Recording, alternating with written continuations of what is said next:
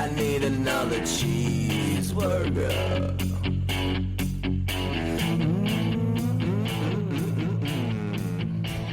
Remember, kids, research is for pussies, especially when you do your own.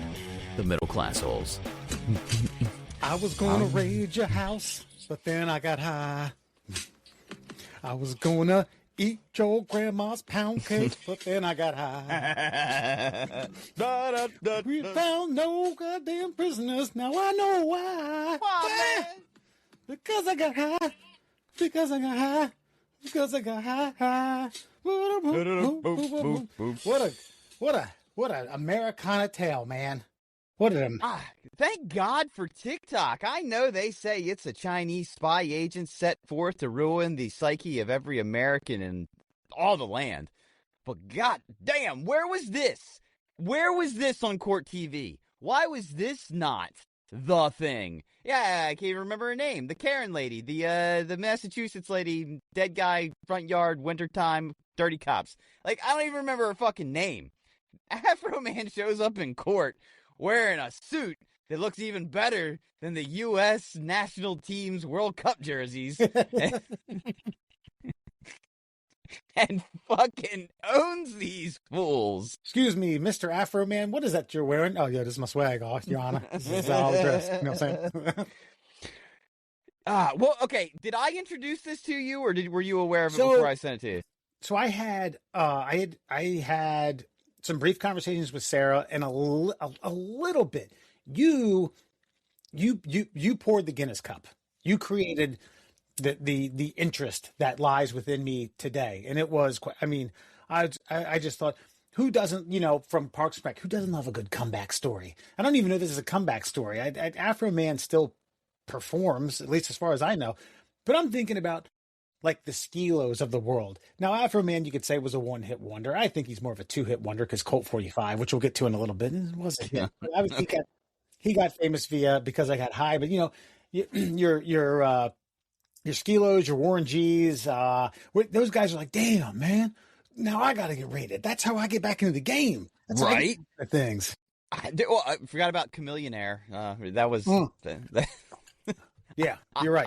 I just learned about Chameleonaire from a coworker at work. It's like, you know what he did, right? Like, no, what? He's like, oh, he invested all of his money in Silicon Valley right before everything took off. I was like, so he became a millionaire off of one song. It's brilliant. It looks like Afroman has, here's what I got.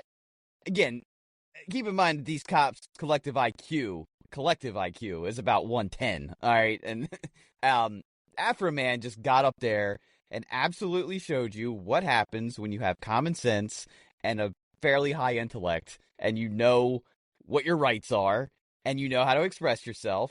Because to go in there cocky as fucking an American flag fucking suit with your afro, talking shit for what? It happened in 2022, so 5 years. Well, I think the court cases, or at least the proceedings and all that, started 2023. But I 100%. And, the more I read about this and the cops and the crying and then the counter suing, boo fucking who. Listen, I know not all raids go correct. I know that there is faulty information and faulty tips and, warrants that are going to be issued lead to nothing and things like this happen.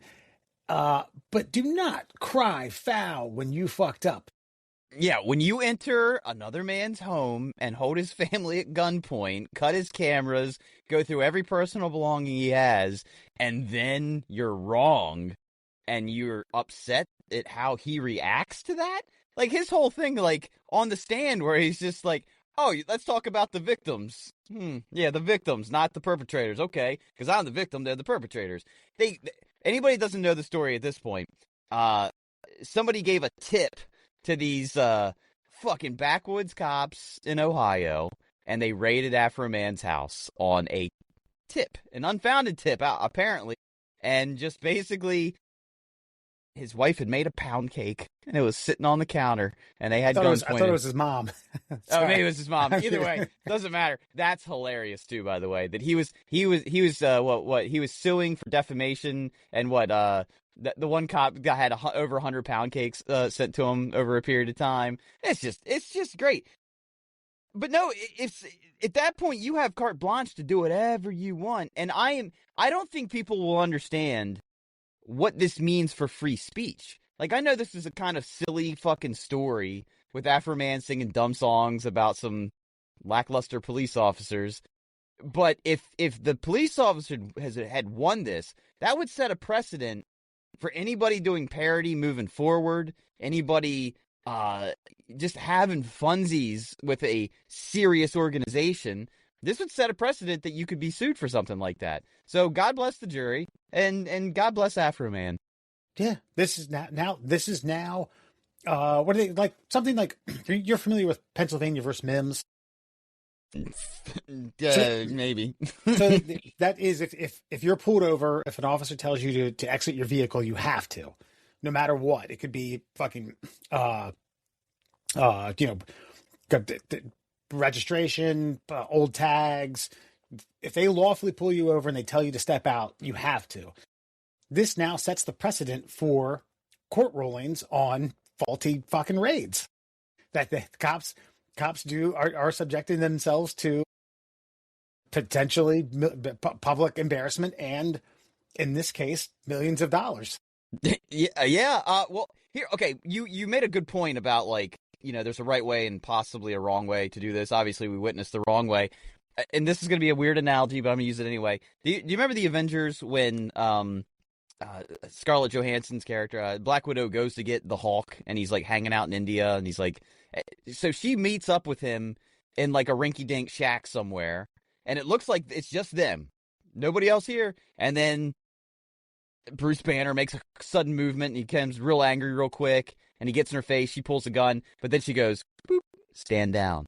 That's how something like that should be handled. You send one officer in, have all the cavalry hanging out at an arm's length distance outside, go inside, investigate. Hey, is there anything weird going on? No. Hey, guys, I just had a tip. I just need to check some things out real quick. You mind if I just peruse around the house, see if anything's weird? And if everything looks on the up and up, be like, hey, right. Listen, Mr. Afroman. No drugs, no drugs, no prisoners, no one that's been kidnapped. Yeah. Yeah. Like, if in this situation, I'm Afroman. Now, he could be, obviously, he could have gone the route of, like, uncooperative if he wanted to. But if he was being cooperative, they never gave him the opportunity to cooperate. I think that's part of the problem. Hey, we got a wild tip. Yeah, what's that? Listen, somebody called and said you kidnapped someone and then you've got kilos of drugs in this house. Is any of that an inkling of truth? Can I at least see if anybody's, like, been kidnapped here? Can I do that? I would think that's so ridiculous if I'm not kidnapping anyone. I'm like, yeah, let me unlock all the doors. Take a sniff around, man. Yeah. The toilets might be a little bit stanky. My apologies on that one. I got clean up. I got some personal. I mean, I'm Afroman. I got some personal weed. That's kind of how I made my lot in life. But got an ounce in the glove box. Yeah, they're right. And when that cop stops mid search to take a double take on the pound cake that's on the kitchen countertop in a perfect glass vase, it's like, oh man. Yeah. I don't even fault that guy. It's a good pound cake. Yeah, but when you do have a gun trained on someone, professional decorum, my man. Lock in, buddy. That's all. Lock in. The pound cake. Maybe there's drugs in there. Thought so. Oh, God. Middle class holes, everyone. In between the holes, presented by the middle class holes, Foxman and Murr. I was going to tell you, we were driving down a couple of years ago. We didn't drive down. We flew to Fort Lauderdale, then drove into Key West, Sarah and I. This is 2021. There were still COVID restrictions. We wanted to get out and kind of, go to a part of the country we hadn't been to, especially during the fall. It's nice weather, great time. Key West is a phenomenal town, island, whatever the fuck you want to call it. If you haven't been, go. I encourage it. I'll give you a playbook. But driving over the Key bridges, Lido Key, Key Largo, all those, the 7 Mile Bridge. It gets to be fucking. It's cool. The scenic views and the ocean and everything is lovely if you haven't seen it before, but it gets to be redundant, old, about at the halfway point. So I break out the phone and just start throwing on jams. To which I threw on Colt 45. Are you familiar with that? No. The only Afroman song I am familiar with is Because I Got High. Okay, so you and Sarah, about halfway through that song, which is ridiculous, and the lyrics are fucking crazy, and he talks about just hooking up with all these different women, and the stories he tells are phenomenal. But Sarah's like, what the fuck is this? And I was like, you've never heard Colt 45 by Afroman? No. And I was like, oh, wow. There's more to come. This song's 8 minutes long. Thing's lovely. Oh, no. And by the way, Afroman stock just shot through the roof. All of his social medias are just blowing up. I need to make sure we at least follow him on TikTok now. I need to go watch all of his content. I feel like he deserves that. I feel like he took one for the American team, and we all owe him a couple of clicks here and there to pad that dwindling, I'm sure, bank account. I mean, I'm sure he gets to open at local. I mean, he lives in Ohio, man. Come on. Right. Him and Dave Chappelle. And that's about it. Yeah. And look, he's probably living a fine life and doing just dandy like. But what was my point here? Just the fact that he's now able to make these like really silly parody songs. It doesn't. I'm not gonna sit here and shit on his talent or anything like that. But it's not like he's. Come on, he's not the Beatles. He's not reinventing music. If you want to get in the hip hop realm, it's not Nas, Jay-Z. You're right. Yes, it's maybe a 2-trick pony if you want to be very generous. I guess. Yes, but the pony got let out of the stall one more time, and that rarely happens. And this is one of those like tragedies that has a really beautiful, hazy, smoke-filled silver fucking lining. But I do have to say,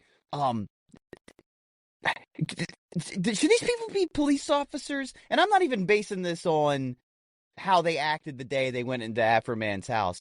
I'm talking about the answers they gave on the stand. I don't know if I sent you the Quasimodo clip. I haven't seen that. I have not seen any of the courtroom action. Oh, I'm so sorry. I feel like it's a failure on my part. Other than what he was dressed in. I saw like a photo of that, which is why I saw when you were like his blazer. I was like, oh yeah, God, Russia, because I got America. Okay, I get really manic in these situations, and I'll start firing clip after clip. And I know that I send you more content than anybody on planet Earth, so I think I must have been like, let me hold off. Sarah run neck and neck. No, so my wife. There's are you his lawyers asking one of the officers like, are you aware of the character of Quasimodo? I'm not sure that I am. The Hunchback of Notre Dame? I don't think I've seen that movie. He's like, well, it's a book as well. So and anyway, do you read? Hello. He's like, do you think anyone would confuse you for a hunchback? I don't think so. So you'd think it, and he's just basically got, I guess, Afroman called him Quasimodo. He doesn't know how to answer the question. He's like, no, that sounds like something that no reasonable person would confuse me for. It's like, you're winning the case for Afroman right now. Then the guy who he made the song about, he was banging his wife. He's like, do you think Mr. Johnson is actually having sex with your wife? He's like, you'll have to take that up with him. Like, he got offended by the question and comes back at him with like anger instead of just being like, no, that's absolutely but also leaving the door that he might be having sex with him. Yes. And then I also, and this is no offense to anyone, I don't mean it this way at all, he mentions that his daughter's mixed race, yet he's been with his wife for 28 years. And I'm like, unless his wife is black, then it kind of opens the door that Afroman could be banging your wife. Right. And he never clarifies that point because he gets mad when he asks him, could Mr. Johnson be having an affair with your wife? He's like, oh, you want to go that route? That's his exact answer back to the lawyer. He's like, oh, you want to go that route? Like, why don't you just say no? Just a no would be fine. Yeah, acceptable. And so what I'm getting at is... even a very unconfident no. No? Okay, that's on record. But they're giving less than common sense answers, especially in the scenario they're in. And if they can't put two and two together on how to defend themselves in the court case that they have brought against another man, I don't know that you have the brain cells to make the proper decisions with a firearm on your hip. And I certainly don't think you understand law. Right. Yeah. At its most basic level. That's been the argument for the last, well, centuries, decades, dating back to the civil rights movement. But the last, like, I wouldn't say like 6 or 7 years when people were demanding body cams. We need to have footage of, the injustices that are happening. Now, I will admit, one, I was on that side of the fence when I was like, fucking A, like now that people are pulling out their phones, we're seeing fucking dirty cops be dirty cops. Now what I'm seeing more often than it's not, it's just people are being dumbasses. Civilians are just stupid and they think they're fucking lawyers and they're like, no, mama, I'm not doing nothing. Like, all right, well, you're under arrest, asshole.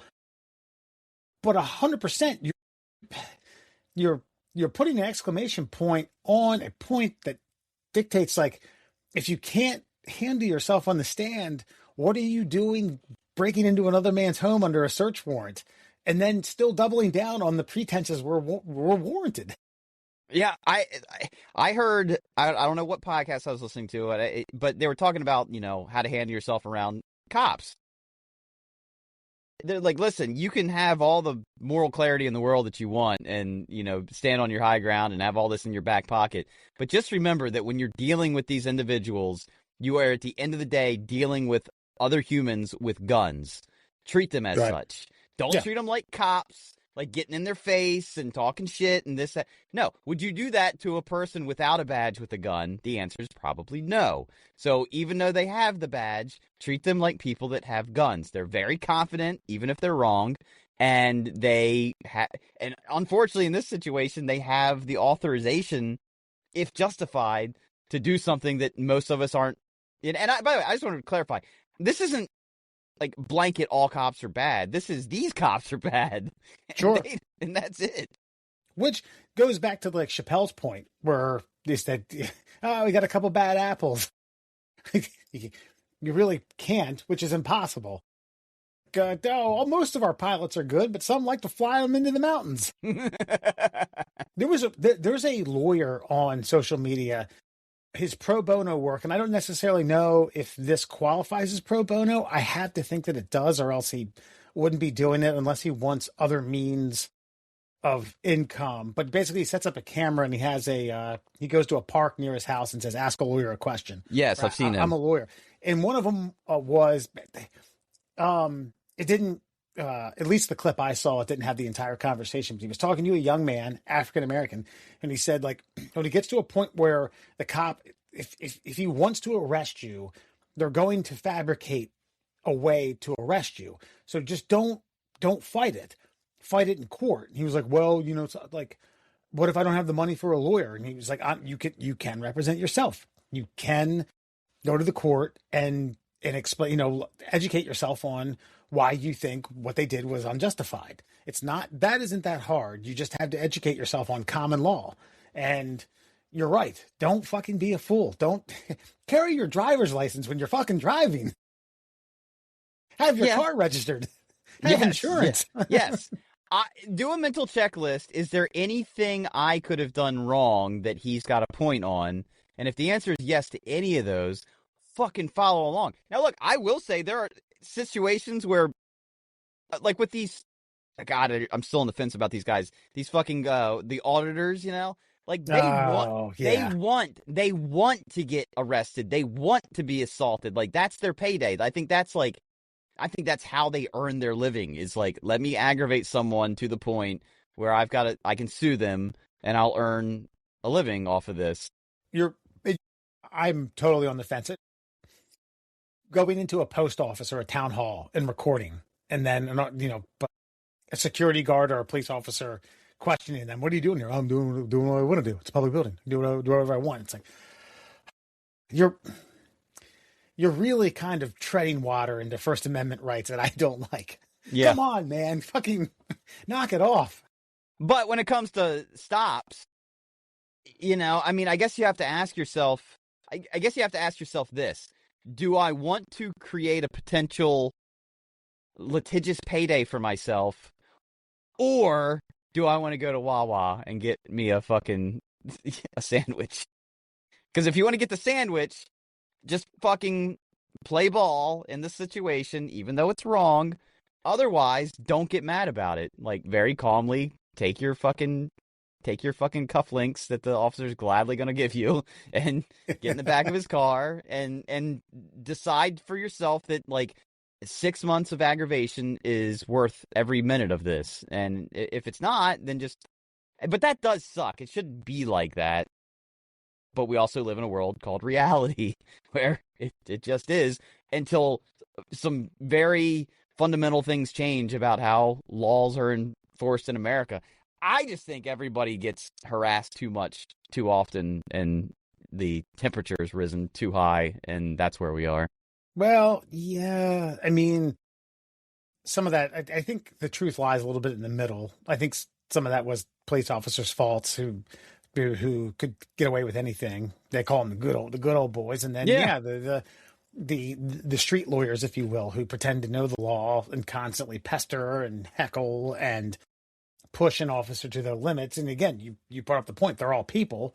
People have patience levels that some are incredibly high. God bless them. Others are just, one stub toe away from fucking breaking out the taser. But this is, I was going to bring up, to switch the subject a little bit. So I wasn't involved, but I had fraternity brothers involved when I was in college in a quasi unjustified raid. You ready for this one? Oh, yeah. Okay. So there was, later on when I lived in the house, it was a 6-person house duplex, 2 addresses split down the middle, but we shared a basement. Now the basement wasn't necessarily shared. We made it a big basement. We did some Bob Vila into that place and made it a party pad. Oh yeah, I'm sure you guys were very surgical the way you That's right. knocked through a wall. We watched some old Yankee Workshop and we understood all the carpentry rules to make this a singular basement. When this happened, we only had one half of the house, which we were partying a lot, which only one person was living in.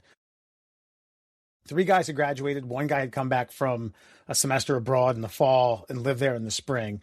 And when this happened, it was during Hell Week, which is the last week of pledging. And a fraternity brother who didn't live in the house was in the basement smoking a blunt, hazing said pledge when the cops came in. And they said that they picked up trash and they found stems, seeds, and shake. And that's what got them the warrant. And they came in, and I think all in all, they found, obviously this guy was smoking a blunt, so he got possession. There was like a bowl in the house, like a small baggie of maybe like 1/5 of a gram or something like that. So they all got possession. I found it peculiar that when they came into the basement, there was a pledge, an 18-year-old kid with a white T-shirt on that had mustard stains all over it, running in place to fucking Du Hast by Rammstein on a loudspeaker, and they made no mention of that. They weren't even the least bit curious about what was going on while this happened. They were like, yeah, we're here for drug busts, and had no, like, what the fuck were you all doing down there? Could have busted him for hazing, which would have been a worse charge. Yeah, I mean, I would almost feel like that would fall into like a kidnapping department of some kind in some way. Yeah. Like, Throw the book. Yeah, like, you guys really want an arrest? I'll give you 5 things you could have got me on. But sure, this blunt's a problem. It's like, yeah, don't mind the fact that there's a area here of kegs and loudspeakers that we've sectioned off where the pledges sleep, and we ripped out a ceiling tile and wrote Pigpen in magic marker. That has no relevance to what's going on here. And don't mind the 18-year-old who smells like shit, who has mustard all over his hair and shirt, who's running in place while another grown man smokes a blunt in a fold-out chair in front of him while screaming orders at him. Yeah, totally normal, guys. We should really talk about the education system. I think that's where this should pivot to. That's right. Yeah. But I think and what we deemed is the moral of this story is if, in fact, what the cops told, my fraternity brothers is true, that did stem, pun intended, from shaking stems and seeds in in a garbage garbage bag. Which, by the way, I didn't realize this until this happened. Is that those are when you put your garbage out, that's public domain. Yes, absolutely. Cops can grab it and then use that as evidence. The moral of the story is poop in every bag of trash that you have. Yes, or leave copious amounts of very embarrassing pornography, because that's how I got away with one. Oh? Oh, yeah. Apartment in Elkton was raided. We were having way too many loud parties there. Yeah. See, I was still in high school, so I wasn't allowed to visit then. Yes. So, all the things that needed to be hidden, in a flash, I just shoved into this giant, like, black trash bag full of porn, and there's even a pocket pussy in there that we had bought. We actually just bought it for funsies, and they took 2 seconds of going, like, touching things with their pen, and we're like, all right, you guys just turn the fucking music down. Don't make us come out here ever again. It's like, yes, sir, officer. And then perverts. God. Yeah. And I think they found like a roach like on a coffee table, and they're like, and we're taking this with us. I'm like, okay. And, and then pulling everything out of the pocket pussy. Back to partying. Right. Yeah. I do wonder, I mean, obviously raids come up empty-handed. I always think, have you seen Training Day? Yeah. I mean, that's an extreme from Hollywood where he's going in there with a fucking Chinese takeout menu as a warrant to go in there and get money from Macy Gray's house. That's what like came to mind on bad search warrant raids. But these have to happen, you know. Go in there like, yup, there's everything. There's coke, there's dope, there's whores, there's kidnap victims. I'm like, no, just normal house. There's kids doing hit workouts to Rammstein. Yeah. That's right. They enjoy mustard being sprayed on them while they're exercising. Keeps them motivated, you know. Personal trainers smoking weed. Nah, I just think sometimes they get ahead of their skis. Like they're so convinced, you know. I mean, look, that's happened on even grander scales. Like, let's just talk about weapons of mass destruction for a minute. The ultimate search warrant that went awry. That's right. Which I always try to tell conspiracy theorists that if they went in there knowing that there weren't WMDs, right, then why wouldn't they just fucking plant one? Why wouldn't they take a picture of a bunch of Marines like, look at this, with the skull and crossbones on an empty canister? Found it. Again, I don't know what information you can convince yourself is true or not, but what I had heard of this is that, yes, in fact, some guy did visit Saddam with like some yellow cake uranium, say, I can get you more of this. But that was the extent of it. And I think Saddam actually said to him, was like, if I buy that shit from you, the Americans will be here next week. Get the fuck out of my country. But it does mean they were there. It does mean they met. It just, the intel of what Saddam wanted to do with that was wrong. So Colin Powell may not have told a 100% lie, but maybe a 50% lie. Like, yes, the yellow cake was there. There was a conversation, but the conversation went the other direction and not the direction that we needed it to go. So we just said, yeah, that's the way it was going. Well, I mean, like, this also lends itself to the idea that Uncle Sam, if Uncle Sam wants to go to war with someone, they're going to do it. Yes. They don't need to ram planes into buildings and bring them down. They can manifest something and be like, yep, we're going in. You know, times have changed. I don't know, but I don't know how you feel about the tide of things going right now. But I mean, I'd say for the most part in 2003, America was like, okay, yeah, let's get in there. Let's smoke the bastard out. Let's find him. Let's rip his toenails out. Well, for all of you youngins out there that are convinced that there was whatever fucking tannerite or where the fuck that shit was, you claim that fucking window cleaners were planting inside the Twin Towers. You gotta remember Thermite. Thermite. My apologies. You gotta remember, we were still pretty pissed about those buildings coming down. We didn't have all your conspiracy theories lined up just yet. It had only been 2 years since the most tragic catastrophe on American soil had ever happened. We wanted to beat the shit out of somebody, and the Gulf War had only happened about 10 years before that. Yeah. So there was a lot like leading us to say, fuck it, yeah, why not? Let's do it. Let's finish the job. Yeah, we were... Saddam was still toting around. He was still peacocking. He was still, I'm here, I'm ruler, I'm king, do what I want. Yeah. Yeah, and let's not pretend he was a nice guy, okay? That's the other thing, too. Now, from a geopolitical chessboard standpoint, he was the asshole keeping the assholes in line, so that might have been a little bit of an oversight on our point, like that, if we take this guy down, these ISIS guys might take over in the void. Uh-oh. Right. Whoopsie. Hindsight is 20/20, friends. I guess that's my point, is sometimes actions in the moment seem justified, and maybe they are, but the blowback, which is a CIA term, which is an official CIA term, they used about the Mujahideen, that sometimes the blowback comes back to bite you. Yeah, well, as a project manager, we always have lessons learned after a project. I think what's the lesson learned? That the asshole that is the asshole that you need to keep in line? I don't think that's the phrase, but yeah. You'd rather... We can make one up. We can make another blowback up. No, I mean, but the asshole is better than the asshole you don't, because the asshole you don't know how they're going to react to certain things. So the asshole you do know they're an asshole, but you've got some previous intel on how they're going to react to what you do to them. I don't know, man. Oh, by the way, did you see this might be in his top 10. Trump's answer. Did I send you the Japanese interview question from today? Yes, about why you didn't, or why you were secretive about attacking Iran.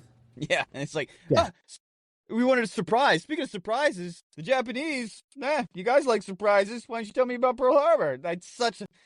God, love or hate the guy. Most of you hate him. I get it, but that's a great fucking answer. And have you heard the Tucker Carlson conspiracy about the bombing in Iran? No, that it directly involves him, or he's been whistleblowing about it. Okay, directly involves him, and he may be the reason that 50 of the top Iranian officials were blown up on day one. So, you know how Tucker likes to go and interview world leaders without any kind of paperwork from the State Department? I know now he's a bit of a 1099 in the journalist department. Yeah, sure. Yeah, he was a 1099er and he forgot to file the paperwork. And so he was talking to someone inside the Iranian government and trying to set up an interview. And apparently our State Department, this is the theory anyway, our State Department knew this. And so then he's also, quote unquote, buddies with Trump. So like 7 or 8 days before we bombed the shit out of him, he and Trump were meeting, and he was telling Trump, like, yeah, I'm trying to get an interview with these guys. So what's the likelihood you guys are going to go do something? He's like, 0%, not going to happen. It's too difficult. It's too, blah, blah, blah, blah, blah. So the theory is that Tucker then contacted someone in the Iranian regime, like, no, we're not coming in. I still like to do this interview, blah, blah, blah, blah, blah. So then they got comfortable, met up thinking there was no attack coming, and then bada boom, bada bing. So almost as though Trump used Tucker to give them peace of mind to get together to talk about things, and then bomb the fuck out of them as soon as they did get together. And Tucker might be getting indicted because you have to contact the State Department before you contact regimes like that. Even as an independent journalist? Yes. As a journalist, I do believe you have to. Don't quote me. I could be wrong, but I do believe as an independent journalist, you have to talk to the State Department before you contact, especially enemies of state. And employed by a major news market or news entity, or your own self-proclaimed press credentials, you fall under these rules when contacting foreign nationals. Yes. Okay. Because, there's even a thing where, candidates can't even talk. Like, if you're running for office, a candidate can't talk to a head of state. Okay. That's an official rule. Because I think somebody Trump might have gotten in trouble for, chat with some folks while he was running for president and was technically a civilian at the time. So, anyway, if that's true, again, you can hate the guy all you want. That's a fucking brilliant stroke of genius to, like, settle the minds of the people you plan on fucking separating from their fucking consciousness. So I wonder if this stuff plays out and Tucker's in deep water, if Trump's like, no, not helping you, man. You made your bed. I think this is how it plays out in the most dirty politics way. Like, listen, Tucker, everything goes away. Just stop talking shit like the way you've been talking for the last. I think that's how that message ends up going, which is just as dastardly as anything else. Like, stop talking about me and Israel. Stop making all these conspiracy points that you've been making over the last several months. Knock it off. Start backing me a little more. And maybe we don't file any further.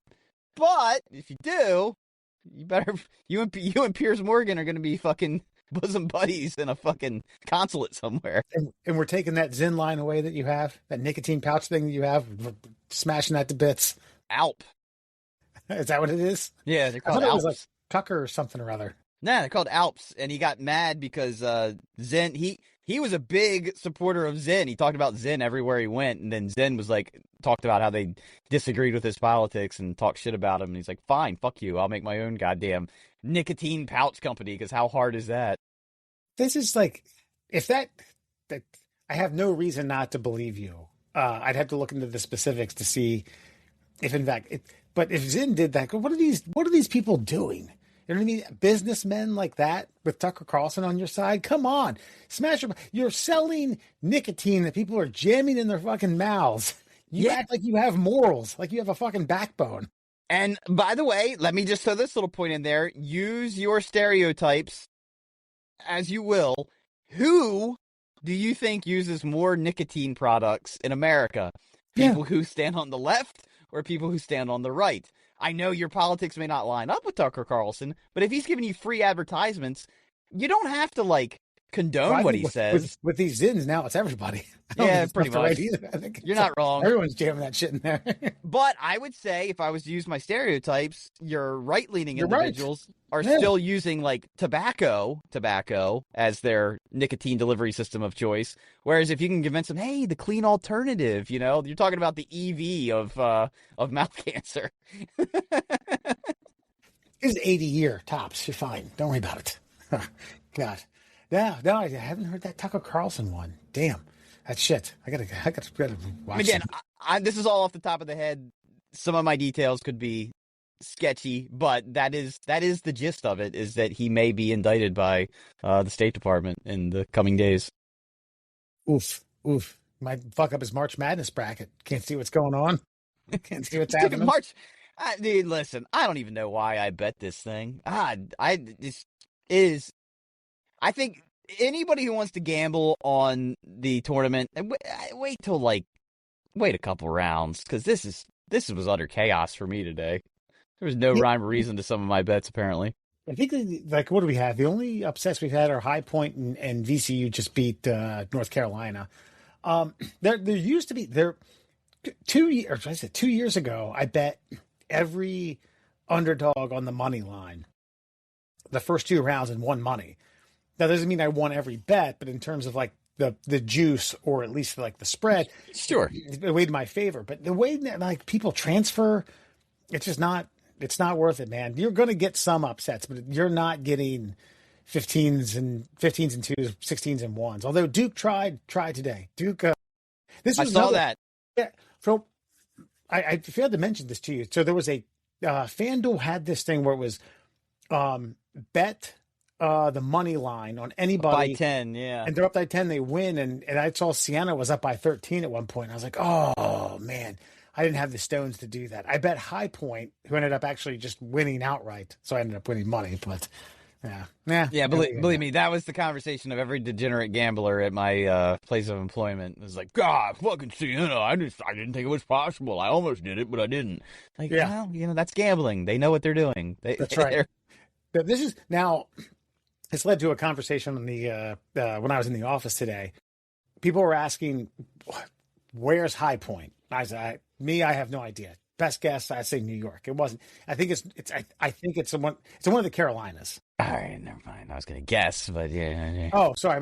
Well, you have a 50-50 chance there. No, I was going to go like High Point. I was going to go like somewhere like Midwest, to be honest.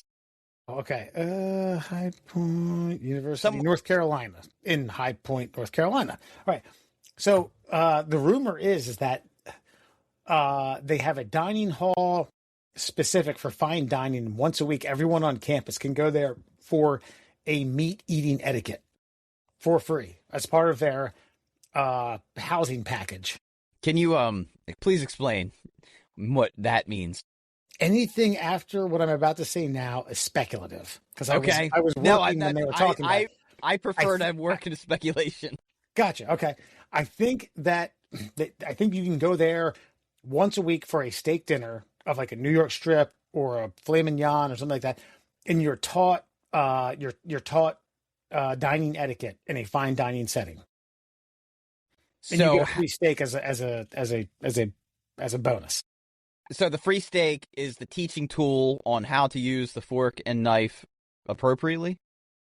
I think there's other courses, and I think that you have to, it's like, and then you take this one and you take this one. Sure. Basically, they're projecting young people to be in fine dining situations, and this is how you act.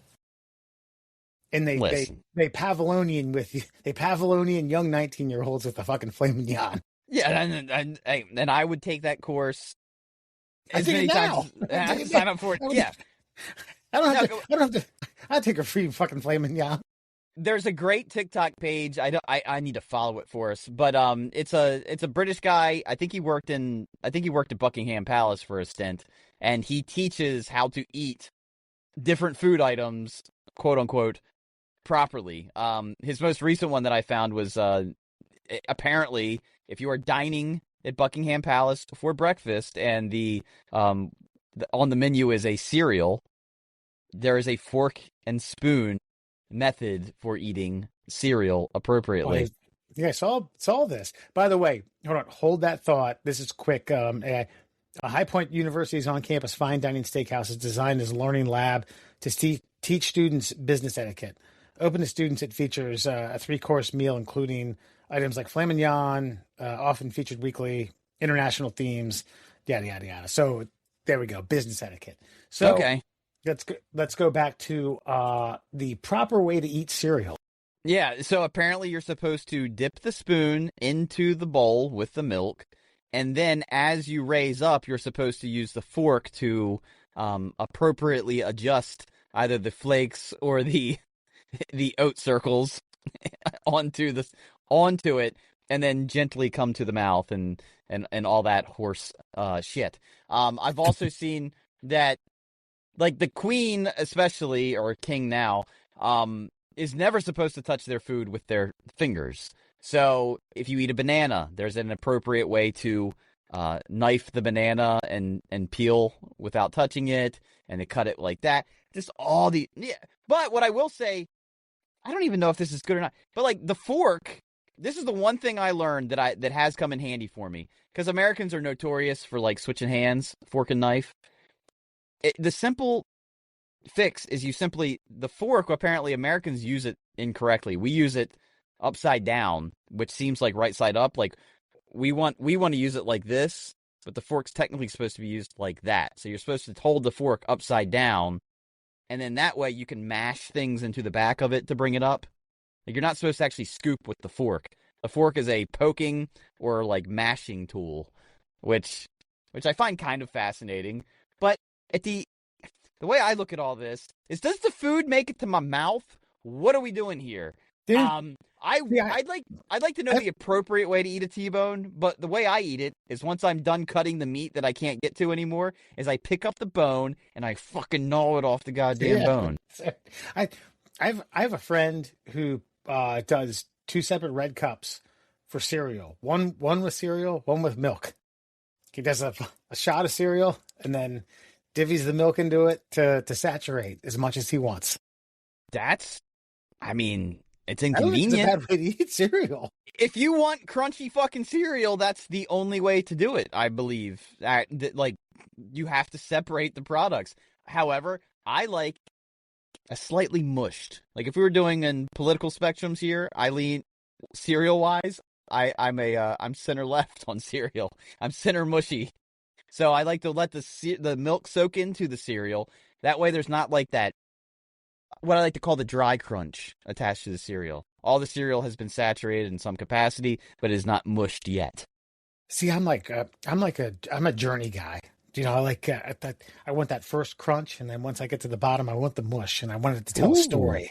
Okay. I want the spectrum. I don't disagree with that. I don't disagree with that at all. It also depends upon the cereal. I mean, some of these it's impossible. It doesn't matter. As soon as milk touches it, it's oatmeal. I will say that as far as like, and everybody knows this, Captain Crunch is a slightly mushed cereal, or you're fucking you're playing a dangerous game. Is all I'm getting at. Yeah, because Captain Crunch is made with like oats, sugar, and razor blade. Like that's it. And while not my all-time favorite cereal, it's in my top 10. Not going to say it's in my top 5, although I lean towards the peanut butter Captain Crunch. I think if aliens were to come to Earth and they were like, I want to try cereal, I think Captain Crunch is the way to go. Ooh, no. Okay. I disagree. I would say that Cinnamon Toast Crunch is probably... That would be my 1B. If I lose the vote to Cinnamon Toast Crunch, I'm not going to fucking wave my flag. I'll agree with you on that. Because one, it's got like a robust flavor. Not everybody likes cinnamon. I get it. That can disqualify it immediately. But the texture of the Toast Crunch squares, like there's something about them. There's like this. It also kind of coats your mouth in some weird way. Like they've like glazed it with some oil product of some sort. But it's also got just I don't know. There's something, and that's not even my favorite cereal. But I'm saying if I was like to introduce someone who'd never had cereal before, I think Cinnamon Toast Crunch would probably be. Yeah, my 1A. This doesn't even have to be aliens. It could be like someone from a remote forest that comes here like, oh, tell me about this cereal. Cereal, yes. But even like Cheerios could be too harsh on the mouth. I'm talking about mouthfeel. I think that's where you got to start. And then you worry about flavor. And Cinnamon Toast Crunch. I want to get me some Cinnamon Toast Crunch, I think, here in the very near future. But if I was to go with a more natural cereal, Honey Bunches of Oats. That's goddamn. Like, you want to talk about a quote healthy cereal that is fucking amazing? Because once it mushes up a little bit, once those cornflakes start to get a little saturation, because you got the bunches of oats in there still. You're like, every time I take a bite of it when it's mushed, I'm like, God bless those engineers. Look at those guys, just up there, just coming up with the perfect mush texture that I love. By the way, that's still what always secretively cracks me up about Christmas Vacation, is that Clark Griswold's, his job was to create a coating that keeps cereal from getting too mushy too quickly. And because that's what he sprays on the bottom of the sled, which causes him to go at the speed of fucking sound. Nah, Clark, I got a steel plate here in the head that not too, yeah. No. That total voiceover, like, surfs up, dude. It's not Chevy Chase's voice.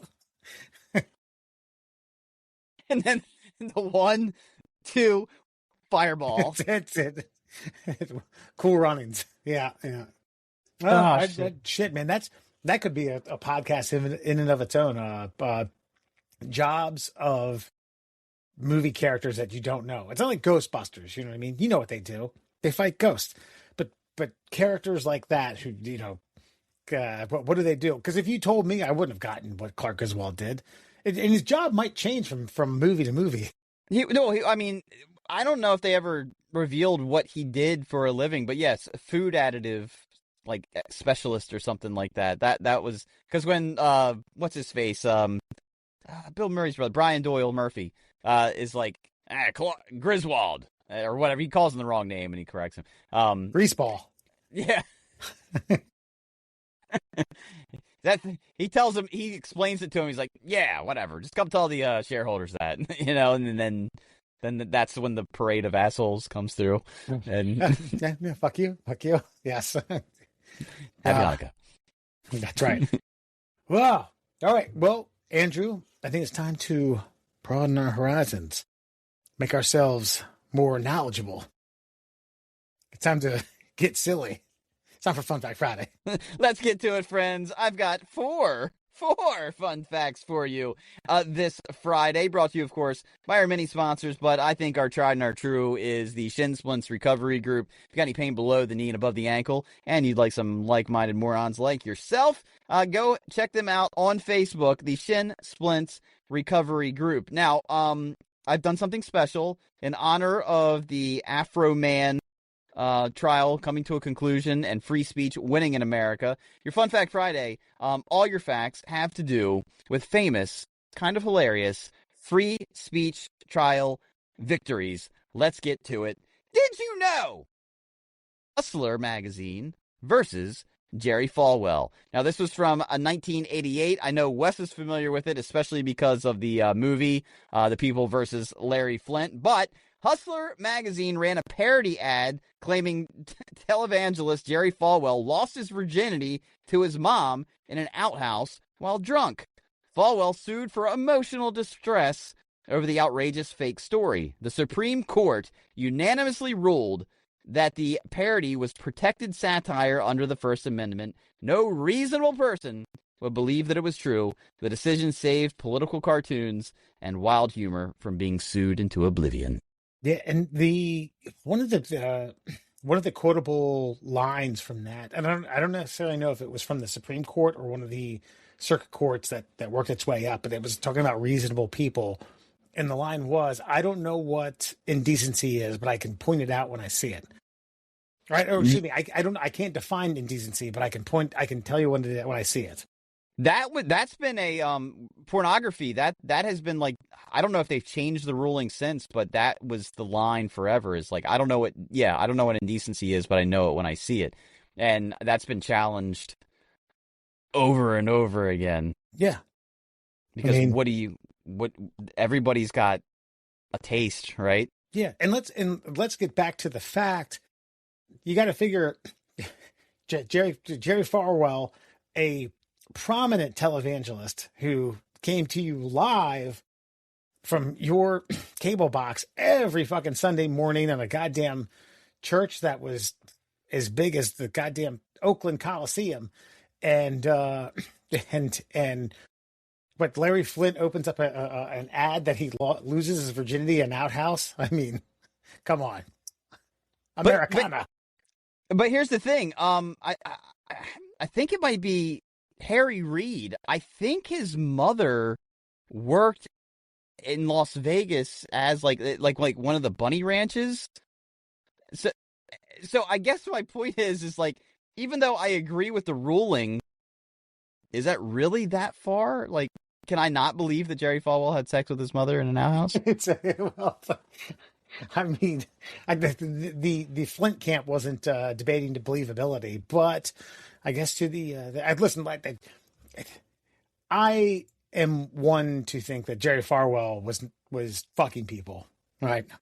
Both financially and literally. Yeah, he wasn't a man of the cloth. Well, I guess that's my point. Is at the time, 1988, like, we didn't know how dirty televangelists were, right? We thought they were men of the cloth. Like, I don't think Jimmy Swaggart had sinned just yet. God, that's got to be if that's not a meme, I'm gonna find it. Oh, it's definitely a meme. I've found it several times. So I guess my point is like, maybe at the time no one would believe a televangelist was a dirty sinner, but now I don't, like, is it satire or is that a real? Because that was the thing with Hustler magazine, is sometimes they told absolutely batshit crazy, fucking fully fabricated stories, but every now and again they did some real investigative journalism and ran fucking stories that nobody else would publish. Right. And this, like, I ended up playing. So Alan, co-host here at the Middle Class Holes, went to an all-boys Catholic school. I played golf with two guys that he graduated with, and all three of these guys were in the same kind of ilk, that this is, sometime around freshman, sophomore year, we were like, okay, this is bullshit. We don't believe this crap anymore. One of the guys made a great point. He said they should allow. Yeah, 100%. If you want to, to section off all this bullshit, if you want to, like, actually, segregate or weed out these these perverts, then they should be able to marry women, and that's no more that's not less religious.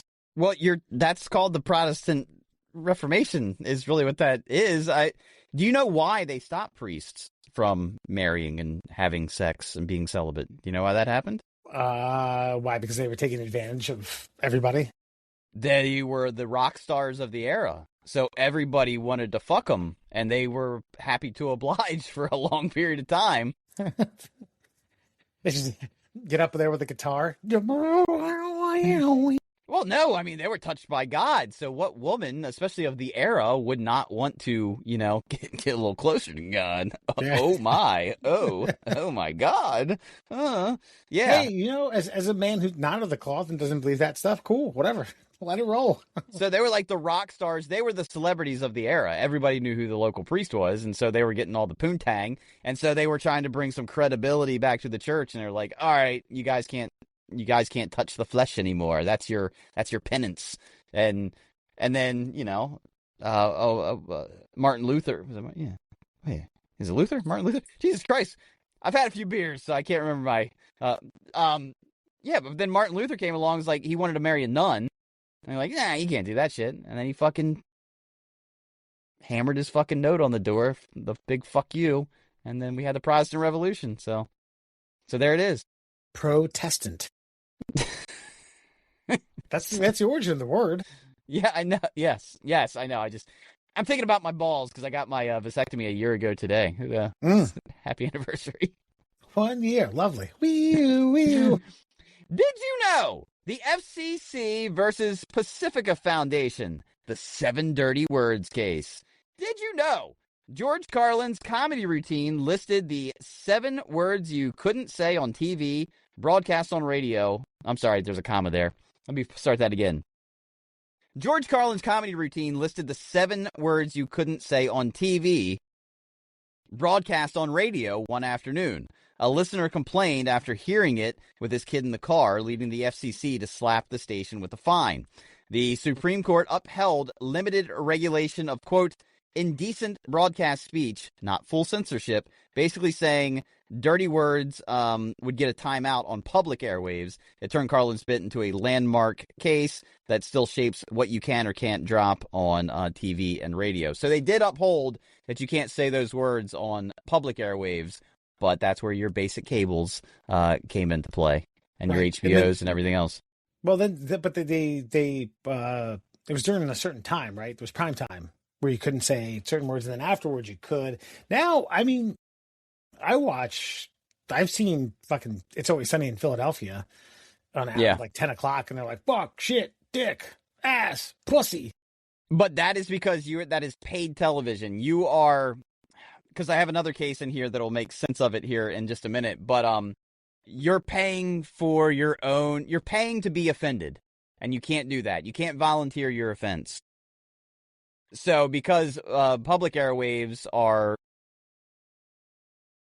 private companies pay the FCC for a broadcast license, and the FCC sets the rules for what the public is or is not allowed to hear. So they make the rules on the words and such. Decency. They know it when they see it. And what were the 7 words, Wes? Motherfucker, cocksucker, cunt, shit, cock, and pussy. And they determined they knew it when they heard it. Right. And that was I know that's recited from Private Parts, Howard Stern. WNBC. WNBC.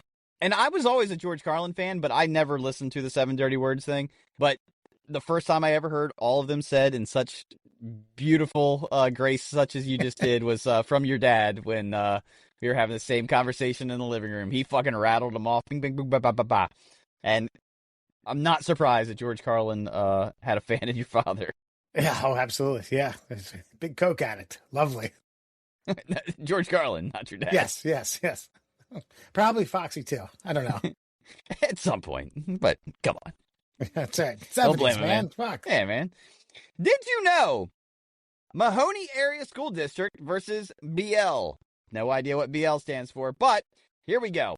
A frustrated high school cheerleader posted fuck school, fuck softball, fuck cheer, fuck everything on Snapchat with a middle finger after not making varsity. The school suspended her from the JV squad for a year over the off-campus rant. The Supreme Court ruled 8-1 that schools couldn't punish off-campus student speech like this, protecting her Saudi post. It basically said teens get to vent online without the principal turning into the speech police. I like that, by the way. Yeah, Very much so. I like the ruling. I like the entirety of it. I don't dislike the fact that the school tried to stick up for themselves. I get it. You got to do that. You have to. If there's no precedent and there's no case law set, then you have to say, hey, you can't do that, and let's let the law fucking be the law, and let's let those who've studied the law decide it. It's just, I don't know. Having taught at a private school for a couple of years and watched some egregious shit happen to where they weren't governed by the law, so to speak, for the most part. Some of that stuff frustrates me. I'm glad this young lady was exonerated. She probably never cheered after that, at least for the high school. Probably not. No, but yeah, I don't know. Like I always had Kaepernick type thing, Well, there was always the thing too when I was in school. This is pre-social media. Like you would hear about fights that happened after school, but not on school grounds. And it was like, should those kids be suspended for fighting, for settling their differences, like off of school property? And it was like, well, I don't know. I mean, part of it is no one else is in danger. They got their different. In loco parentis is cease to exist. They're off school.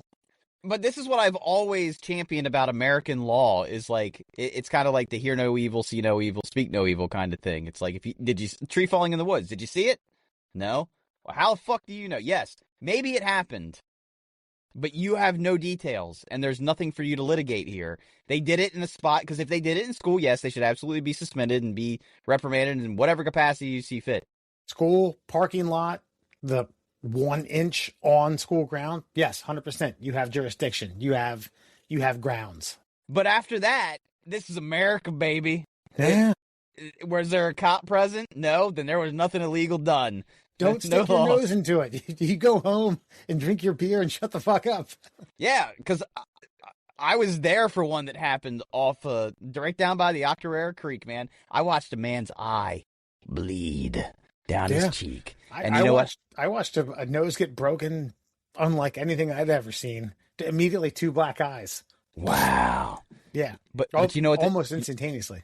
You know how much beef those 2 guys had after that day? 0. Yeah. Zilch. Yeah. Yeah. You got and I remember, and I will always respect this kid for getting his ass kicked because he once that eye bled, I mean, it was like boom. And then a single drop of like a bloody tear came down and he's like, I'm good. You good? And they were like, yeah, I'm good. You're good. And they never had a fucking qualm after that. And it's almost poetic. It's like, look, teenagers are full of emotions and hormones and they got it out. See, my story is we convinced the guy who ended up getting his nose broken because he had stayed the night at this guy's house and this guy had gotten drunk for the first time and our friend had a video recorder and he pooped his pants and we convinced him to go to this guy's house where he swore secrecy, like it stays here, doesn't go anywhere else. Why he kept it, I don't know. It's just ripe for the pickings to be stolen. He should have burned it the second it was produced. And this guy went and stole it and came back and showed all of us. And then the rumor mill spread. And then we were like, oh, it's all shits and giggles. Don't worry. And then he went back to get it and fucking busted this guy up. Good. That documentation, physical evidence has been the number one downfall of the youth of America, I think, for the last 20 years. So, God, dude, going to Frostburg from 2002 to 2005 in an era that was just ripe for being documented. I am so glad that camera phones were not a thing. I am so glad that people weren't coming into parties with camcorders. Listen, if you watch me jump off a top roof and give a Randy Savage elbow drop to a computer monitor on a mattress, which I did, by the way, I don't necessarily think I'd be fucking all that appalled by it or all that embarrassed at the fact that it was like access to the public. But there's some things I just didn't want people, Absolutely. No, I people to see. don't think you don't need to say anything beyond that. I just remember, think about this. I started in the world of radio in 2005. The iPhone was not out yet. The best thing that had come there was an iPad. What is it? What did they call it? What was the original iPod? iPod Touch came out. iPod Touch came out, which was basically the iPhone without any cellular ability, anything like that. And I think it might have had a camera on it. But I had this thing that looked like an iPod, but it was like 2 inches thick, probably 4.5, 5 inches big. And I was like, oh my God, this is the future. And that's how we started capturing our content for YouTube before it was owned by Google, by the way. And it was a challenge to capture things. You had to be in the moment. It wasn't like you just pulled this device out and tapped something real quick and all things were go. It was like, no. You couldn't just catch people doing stuff at a random moment in life. And so we got away with a lot of shit. So I don't think teenagers today do anything worse than we did. There's just more opportunity to catch them doing it. More opportunity to catch. Dude, when I was teaching, and mind you, I was like 23, 24, and 25. Like a student that I'd had just like a friendly relationship with asked if he could borrow a camera. And if he had left it at that, I was like, yeah, fine. I'll sign it out for you. He was like, oh, there's going to be this massive fight after school. Blah, blah, blah. I was like, no, you dumbass. If you said that, I'm like, yes, I'm a cool teacher, but I still can't fucking I can't agree to that. I can't, I like now you fucked up so much. He's like, oh, I shouldn't have said that, should I? I was like, no, you should. Yeah, you'd have been fine. Lesson learned. Yeah, you taught him a more valuable lesson by denying him. Good for you, by the way. He was also one, right? I was doing the editing project that I was getting paid for out of school, like basically using all the hardware and software that I had access to. And went to school on a Saturday, and him and his buddy I suspect they were smoking a joint in the back parking lot. And I was like, what are you, really? You're doing this here? Why don't you go drive around the woods like a bunch of other like a normal teenager? Yeah, Get right? out of here. Well, there you go. I'm a dumbass, and I caught you. By the way, that was going to be one of the opens I wanted to pitch to you.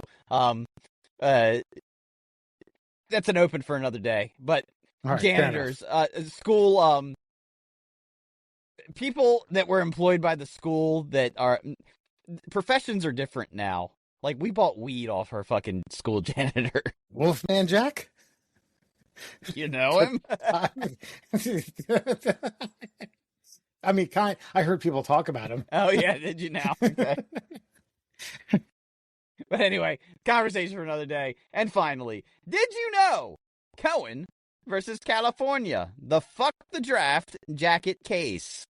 In 1968, Paul Cohen wore a jacket saying, fuck the draft and stop the war inside a Los Angeles courtroom to protest the Vietnam War draft. He got arrested and convicted under California's banning offensive conduct that disturbs the peace. The Supreme Court ruled 5-4 that the First Amendment protected even profane words in public. No one was forced to read it, and it wasn't a, quote, fighting word aimed at anyone specifically. Justice Harlan's famous line summed it up. One man's vulgarity is another man's lyric, basically letting people drop F-bombs for political expression without jail time. Mm. And, I want to feel like I can relate to this, but then again, I wasn't a young man during the Vietnam War where they were drafting. Yeah. I can understand someone saying, fuck the war. Yeah. From what I've read and what I understand. Oh, yeah. I mean, having a lottery based on your birthday and, good luck. And you don't have a choice. I don't know. Like jungle for 2 years. God, I mean. And then probably getting addicted to opiates. or experiencing some marijuana and getting introduced to Jimi Hendrix. There's that too. That's right. That's right. Crossing paths with Forrest Gump. Finding some sweet Asian poontang. That's right. That wasn't so bad. It wasn't all bad, man.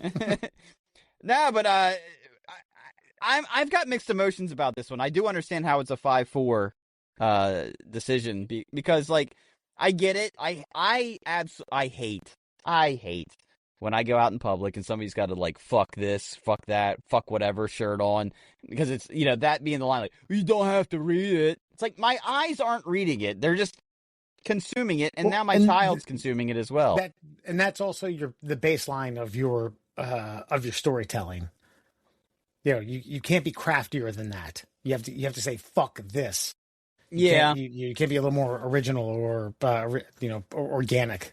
I mean, I can see that in the context of fuck the war, where people are being, like, relieved of their life. That's a different scenario, but, like, I don't know, like, fuck Kid Rock. Like, really? Is that really political? Is that political speech? I mean, what are we doing? Yeah. And that, my friends, is your Fun Fact Friday. All right. You can check out the Middle Class Holes on all your social media platforms: TikTok, Instagram, YouTube, and Facebook at the Middle Class Holes. You can also check us out. You can also email us at tickleourtummies@gmail.com. Didn't look it up this week, Keith. If you sent us one, I apologize. We're going to leave you this week before you go. Between the Holes, presented by the Middle Class Holes. Sorry.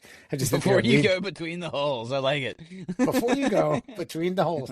Murr, you presented Austin, Ole Rollie, and Alan with a question. It was about... Okay, so it was a this or that question. It was, would you rather lose length off your penis every time you tell a lie, or your butthole tells all the lies that you've ever told in certain situations? While you're making love. Yes.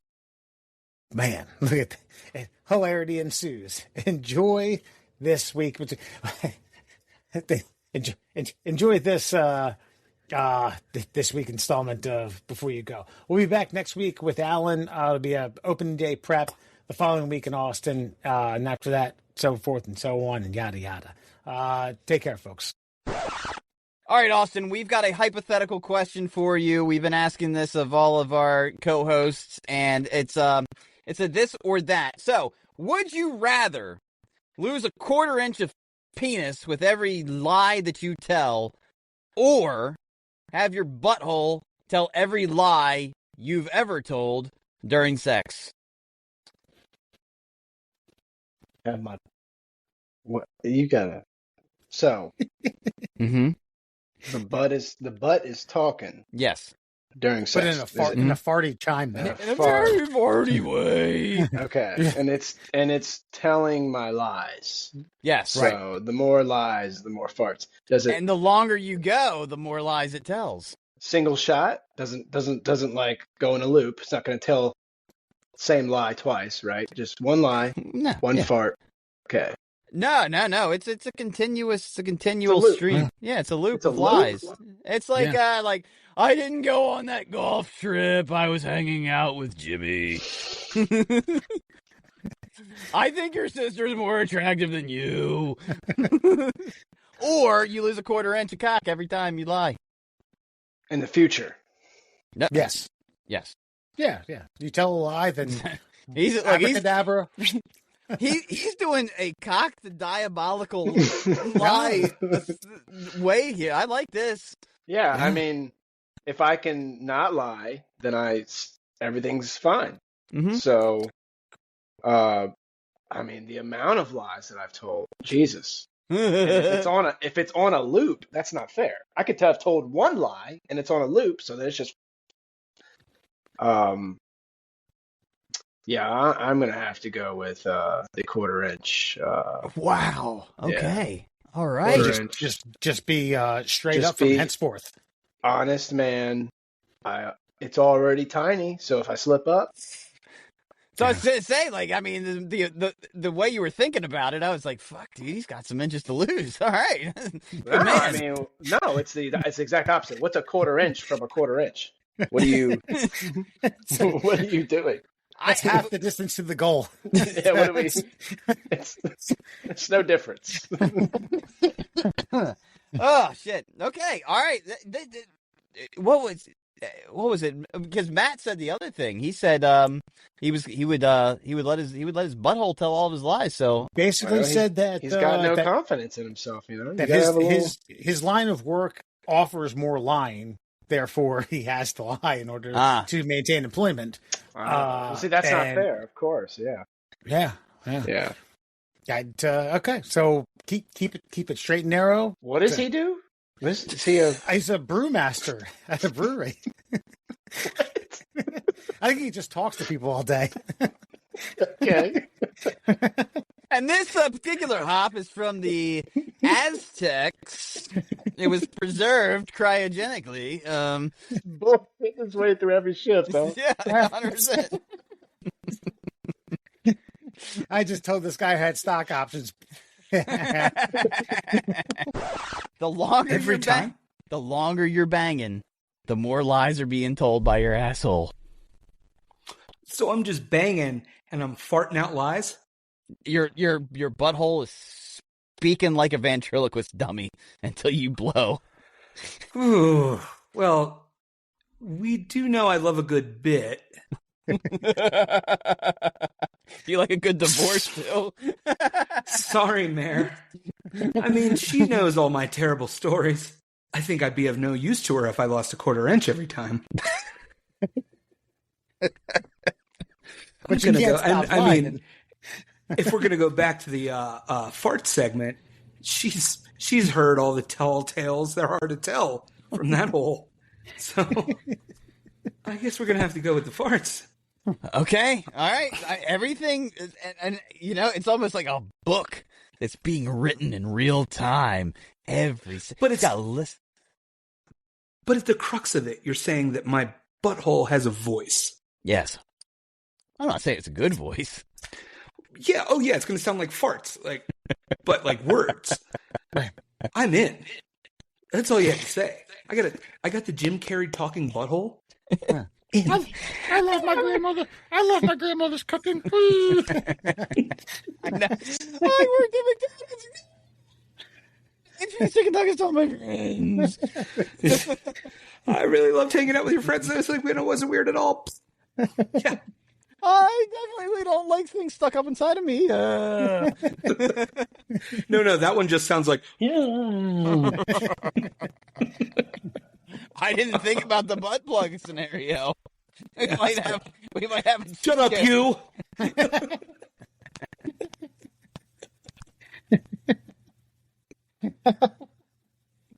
Loose lips sink ships. Apparently, those lips ain't loose. Oh, very loose, rather. I'm sorry. Snitches get stitches. Oh, sometimes. Keep feeding you and feeding you. Oh, Jesus Christ. So every time you willingly tell a lie, you lose a quarter inch of cock, or every time you squeak one out, a lie you've told in the past is presented to everyone around you. I think it's got to be option B. And for me, it's mostly because I kind of lie for a living. I actually said this when we were talking about it off the air. I was like, there's no way he goes the other way on this. And I'm dead serious. Like, I'm probably one of the most honest salesmen you ever meet. Like, I'll tell you straight. I'm like, oh, you don't want to use me. I'm way too expensive. Get out here. Call this guy. So I am very straight up with people, but the job necessitates me to bend truths from time to time. And so, yeah, no, I'd have a vagina, I think, after like a day, a day, maybe two. Fuck it. I was waiting for Kelly to turn around there. What? She might have headphones on, honestly. So, yeah, no, I think that's cut and dry for me. Murr's right. Like, I mean, I can't. Plus, if most of my lies are just the little white lies that come out of my butt, my fart lies, my fart lies are like, oh, he told this customer this thing the other day. It'd be like, oh, that's fucking hilarious. It balances itself out, you know? Yes, sir. We'll have this done probably about mid next week. About 3 months. Yeah. You sir are a priority. I don't give a fuck about you. Just on the list. That's right. You gotta maintain that. Yeah. Actually, and the other two people we asked, they basically said, "I don't have a lot to lose, man. I can't give that up." Well, because I will admit, like, you know, this is kind of transformed from like your butthole tells on you only while you're having sex, and I'm like, well, none of us are. We're all in committed relationships, so it's just like, what do our wives and significant others not know at this point? Yeah. Well, conversely, when I asked Sarah this question, she was like, "No, I think you're just going to not have to lie for the rest of your life. One, I need that length, and two." And you're like, I can't have you farting like that while we're making love. And the only thing that's going to be like, the only thing that's really coming out is like, oh, I fucking shame ate 5 taquitos at lunch because I was busy. You know what I mean? It's gonna be fucking like something stupid. It's not even good, really. I mean, it's funny, but it's not juicy. Which is even better because you can only get them by 2. So you ordered two orders of 2 and an extra 1. And you're like, I need one more though. I don't think this is gonna cover it.